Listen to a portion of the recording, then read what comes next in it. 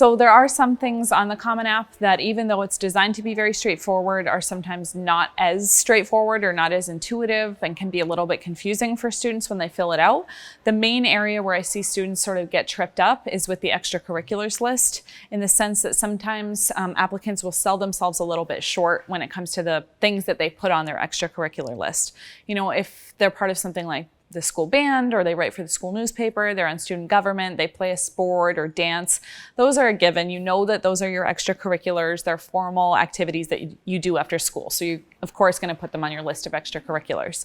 But I think that it's really important for students to really think about everything that they're doing outside of the classroom that's meaningful to them and that they spend time and energy on, not just their formal activities. So some students work after school or on the weekends, and that takes up pretty much all of their, free time. So they may not have time to do those formal activities like sports, band, student government, etc. But the work that they're doing at their after-school job is just as valid as an extracurricular. It shows leadership, it shows hard work, it shows time management and responsibility. So if you're working after school or on the weekends in the summer, that's the exact kind of stuff that we want to know about that you should put on your extracurricular list.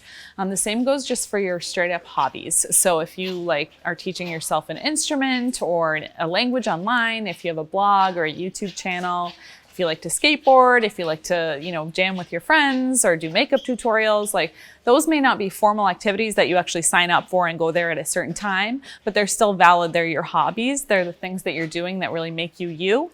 And not only does including that help us to know you better, but it also shows us where your time is going. And that'll help us provide a better context to understand your other activities, as well as your grades and your scores and stuff like that.